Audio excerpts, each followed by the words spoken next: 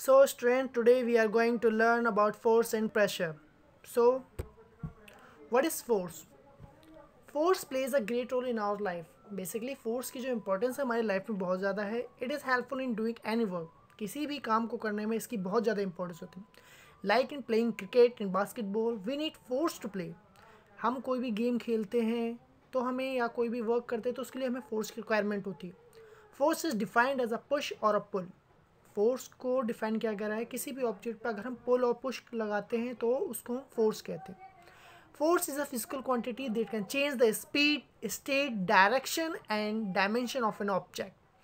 For example, when you put the force on the door, it opens. जब भी आप किसी डोर पे फोर्स लगाते हो तो वो ओपन हो जाएगा या क्लोज हो जाएगा. Next, effects of force. जब भी हम किसी ऑब्जेक्ट पे फोर्स लगाते हैं तो उसका इफेक्ट क्या क्या होता है. Then the changes that force can bring are written as follows. For example, जब भी हम किसी ऑब्जेक्ट पे फोर्स लगाते हैं तो उसमें क्या क्या चेंज हो सकते हैं.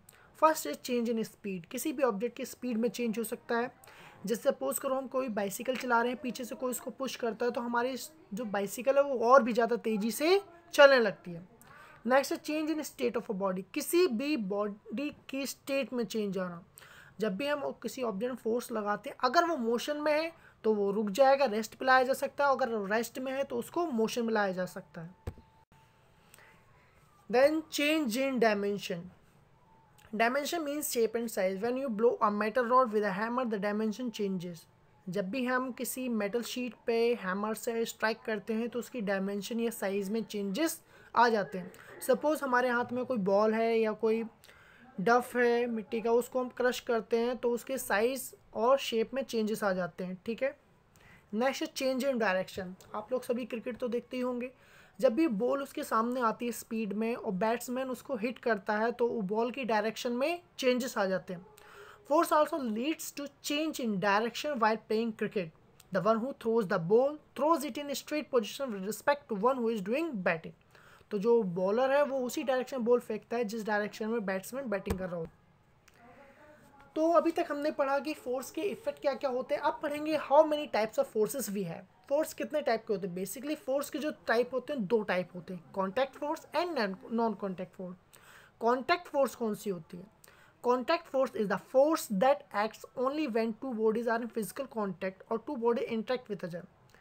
तो कॉन्टैक्ट फोर्स तब कहा जाता है जब दो ऑब्जेक्ट या दो बॉडी कह सकते हैं एक दूसरे के साथ फिजिकली कॉन्टैक्ट में होते हैं. ठीक है.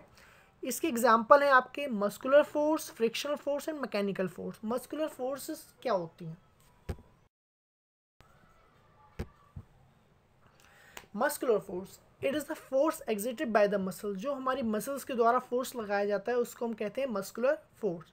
Like when we carry the purse और a bag while moving, muscles plays a great role. Example, picking off school bag. आप स्कूल बैग उठाते हो या कुछ भी बकेट उठाते हो या कोई भी ऑब्जेक्ट होल्ड करते हो तो इसमें आपके कौन सी फोर्स लगती है. मस्कुलर फोर्स लगती है.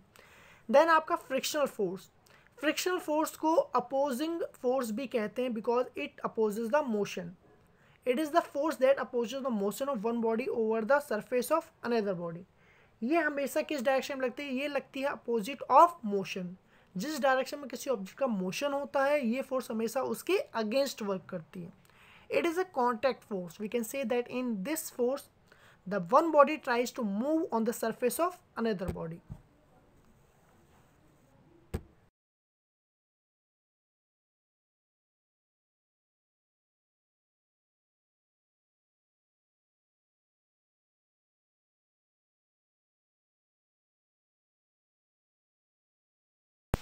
So, mechanical force.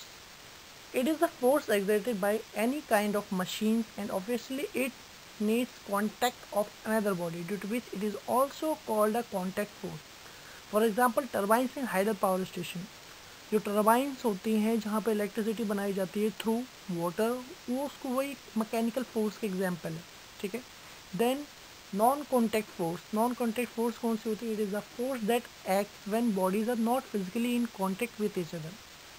ये कॉन्टैक्ट फोर्स तब, नॉन कॉन्टैक्ट फोर्स तब करी जाती है जब इसमें कोई भी ऑब्जेक्ट फिजिकली कॉन्टैक्ट पे नहीं होता. फॉर एग्जांपल, ये हमारी तीन टाइप की होती हैं. First is magnetic force. Magnetic force attractive in nature होती है और रिपल्सिव इन नेचर भी हो सकती है. ठीक है. जैसे कि अपने मैग्नेट में पड़ा हुआ, मैग्नेट के दो पोल्स होते हैं, एक नॉर्थ पोल होता है और एक साउथ पोल होता है। अगर हम दो मैग्नेट लेते हैं और दोनों के सेम पोल यानी कि नॉर्थ या साउथ पोल को नज़दीक में लाएंगे, क्लोज लाएंगे, तो वो एक दूसरे को रिपेल करेंगे। और अट्रैक्टिव कब होंगे? जब ये अपोजिट पोल्स एक दूसरे की तरफ हम अट्रैक्ट करेंगे, ठीक है, या उसकी क्लोज लाएंगे तो वो अट्रैक्ट हो। देन है हमारा इलेक्ट्रोस्टैटिक फोर्स। इलेक्ट्रोस्टैटिक फोर्स एक स्टैटिक चार्ज पे लगता है, ठीक है। जैसे कि हमने कभी किया भी होगा, जब हम स्केल को या किसी भी चीज़ को रब करते हैं दो ऑब्जेक्ट को आपस में, तो उनमें चार्ज आ जाता है। हम जानते हैं कोई भी ऑब्जेक्ट किससे बना होता है? एटम से बना हुआ होता है। और एटम में हमारे क्या क्या होते हैं? आपके इलेक्ट्रॉन्स होते हैं, प्रोटॉन्स होते हैं। प्रोटॉन्स हमारा पॉजिटिव चार्ज होता है, इलेक्ट्रॉन हमारा नेगेटिव चार्ज होता है। क्लियर? तो ये उसी से चार्ज डेवलप होता है। जब हम किसी ऑब्जेक्ट को रब करते हैं तो उसके जो इलेक्ट्रॉन होते हैं एक ऑब्जेक्ट के दूसरे ऑब्जेक्ट पे आ जाते हैं। तो जिस ऑब्जेक्ट पे उसके इलेक्ट्रॉन्स आते हैं वो नेगेटिवली चार्ज हो जाता है, और जिस पर से आते हैं वो पॉजिटिवली चार्ज होता है, ठीक है। नेक्स्ट आता है हमारा gravitational force. Gravitational force is always attractive force. ये हमेशा अट्रैक्ट करती है ऑब्जेक्ट को, कभी भी ये रिपेल नहीं करती है। और ये सबसे जितनी भी फोर्सेस हम पढ़ते हैं वो इसमें से सबसे वीकेस्ट फोर्स ग्रेविटेशनल फोर्स है, ठीक है। और ये दो ऑब्जेक्ट को अट्रैक्ट करती है, और ये डिपेंड करते हैं उनके मासेस पे और उनके बीच के डिस्टेंस पे। क्लियर?